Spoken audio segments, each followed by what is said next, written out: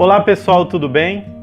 Neste vídeo nós vamos falar sobre um educador que escreveu a terceira obra mais citada em trabalhos acadêmicos da área de ciências humanas em todo o mundo, com mais de 72 mil citações.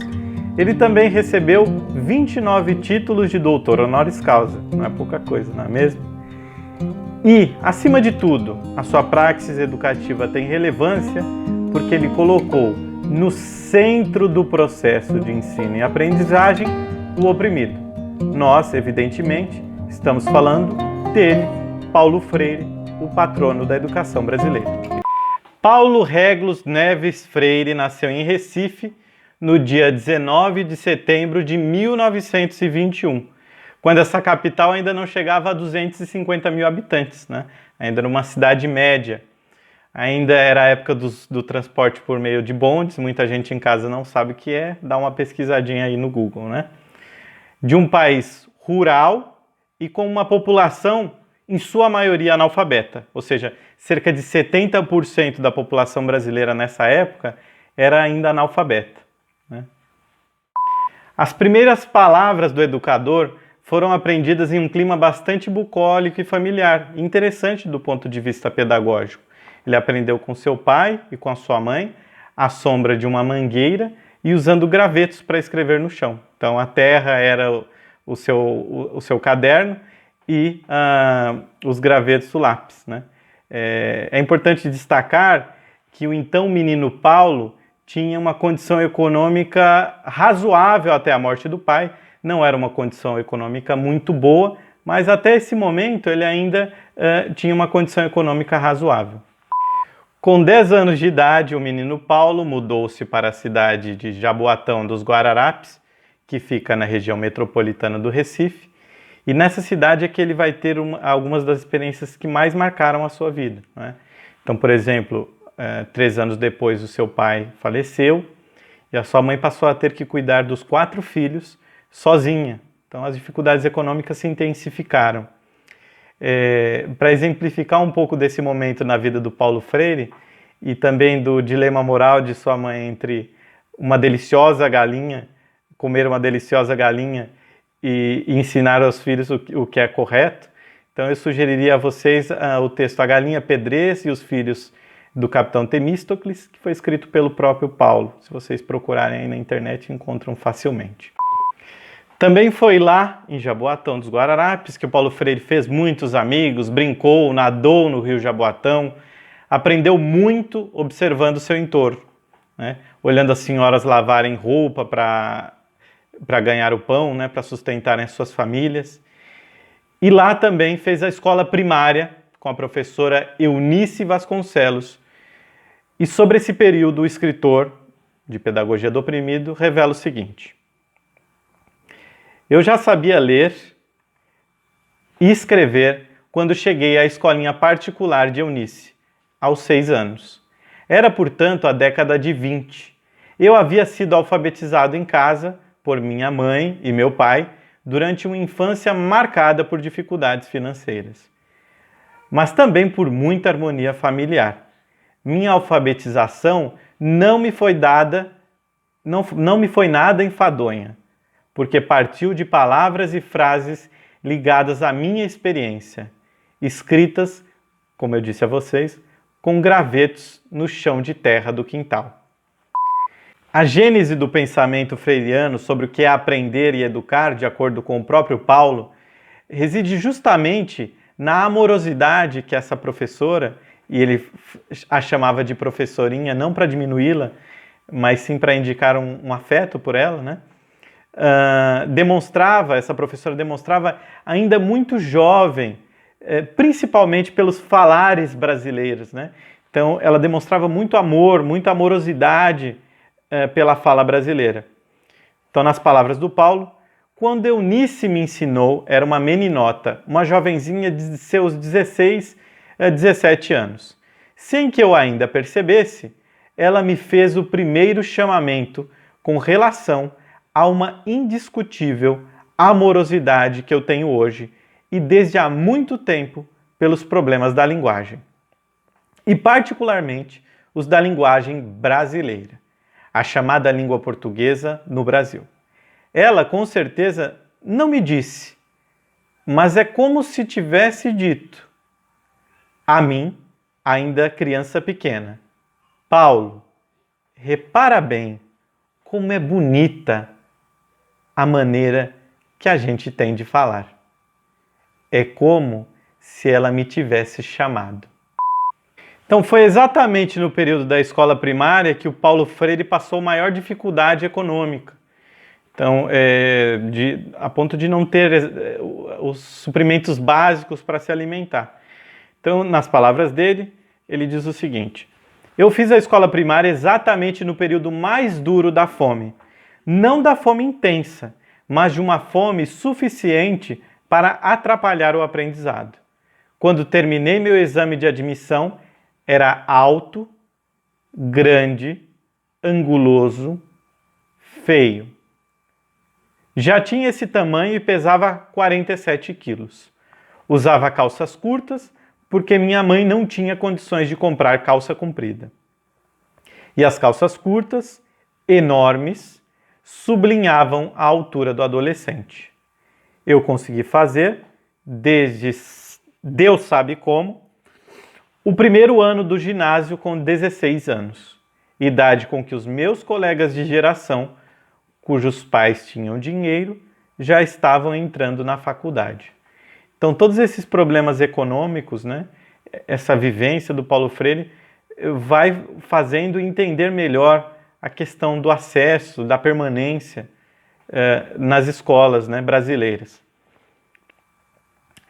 Depois de concluir a escola primária em Jaboatão, o menino Paulo Freire, realizou os 7 anos do ensino secundário em Recife, 6 deles no Colégio Oswaldo Cruz, que é uma escola que vai ser muito importante na sua trajetória de vida. Vocês vão ver mais adiante, que ela continua na trajetória acadêmica, profissional do Paulo Freire. Como a família dele não tinha condições de arcar com as mensalidades, a mãe andou por todo o Recife, procurou uma escola que oferecesse bolsas de estudo, né? E finalmente ela encontrou, segundo Paulo Freire, finalmente ela encontrou o Colégio Oswaldo Cruz, e o dono desse colégio, Aloísio Araújo, que fora antes seminarista, casado com uma senhora extraordinária, a quem eu quero um imenso bem, resolveu atender o pedido de minha mãe. Eu me lembro que ela chegou em casa radiante e disse: olha, a única exigência que o doutor Aloísio fez é que você fosse estudioso. Obviamente, Paulo Freire amava estudar, então ele ficou muito feliz e ingressou no Colégio Oswaldo Cruz. Quando ele terminou o ensino secundário, ele também fez o exame pré-admissional em Direito, aos 22 anos ele ingressou na Faculdade de Direito do Recife, na prestigiada Faculdade de Direito do Recife. Nesse período, o Paulo Freire ele queria fazer algum curso na área de humanidades, mas nesse período ainda não havia nenhum curso de formação de professores no Recife. Então, justamente, ele foi fazer o curso de Direito. A sua primeira experiência como docente foi ainda nos tempos da Faculdade de Direito, e adivinhem onde? No Colégio Oswaldo Cruz, onde ele havia sido bolsista anos antes. Depois disso, ele foi ser diretor da área de Educação e Cultura do então recém-criado SESI, né? Estava em criação, o Serviço Social da Indústria. E foi nesse lugar que ele passou a ter interação direta com um dos campos de estudos que mais forneceram subsídios às suas reflexões teórico-pedagógicas iniciais, né? Então em Gênese, ou seja, a educação de jovens e adultos. Ele atuou como diretor, primeiramente, e posteriormente como supervisor do SESI, entre os anos de 1947 e 1957.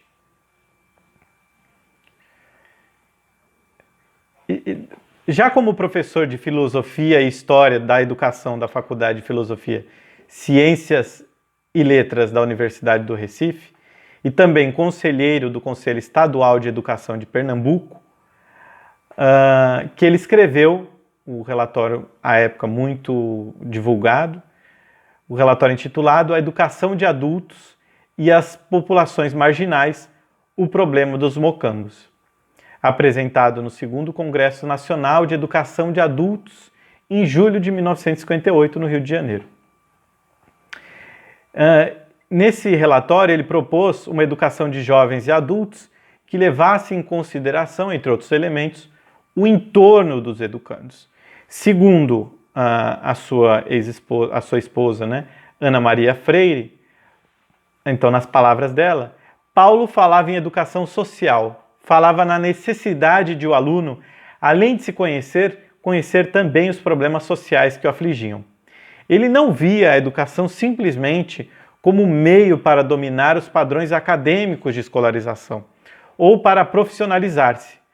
Falava da necessidade de se estimular o povo a participar do seu processo de imersão na vida pública, engajando-se no todo social.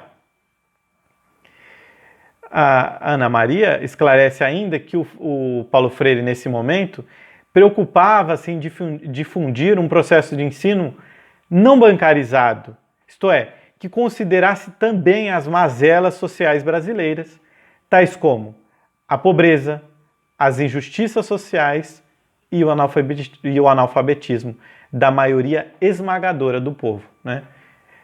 Segundo Ana Maria Freire, Freire forjava-se pela praxis vivida como pedagogo do oprimido, mesmo sem ter ainda escrito a pedagogia do oprimido, porque partia do saber popular, da linguagem popular, da necessidade popular, respeitando o concreto deles, o cotidiano de limitações deles. Além disso, não ficando no ponto de partida, apresentavam a proposta de superação deste mundo de submissão, de silêncio e de misérias, apontando para um mundo de possibilidades. Bom, após a confecção e a apresentação desse relatório no evento do Rio de Janeiro, que foi paradigmático para a construção de uma nova pedagogia que conhece que todo signo é ideológico, que reconhece a existência do opressor e suas formas de promoção da alienação das pessoas e que, sobretudo, coloca em destaque, em primeiro plano, o papel do oprimido na construção de seu saber, na mudança do mundo e, finalmente, na produção das condições para a sua própria libertação. Em 1961, o Paulo Freire, como diretor do Departamento de Extensões Culturais da Universidade do Recife, inicia o seu projeto mais conhecido, projeto de alfabetização de adultos, reconhecido mundialmente por alfabetizar 300 cortadores de cana em apenas 45 dias, por meio de um método que considerava o contexto de vida dos estudantes e também seus conhecimentos prévios de mundo. Então, é o chamado método Paulo Freire.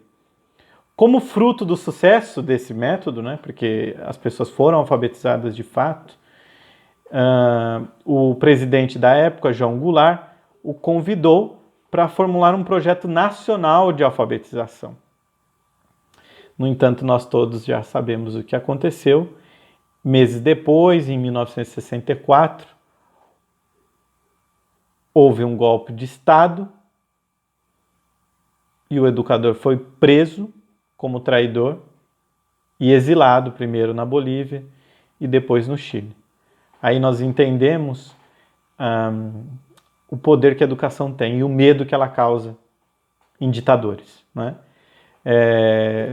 Há um documentário chamado Paulo Freire Contemporâneo, que mostra um pouco dos então alfabetizando, da história dessas pessoas que estavam se alfabetizando naquela época, e também dos educadores que trabalhavam junto com Paulo Freire.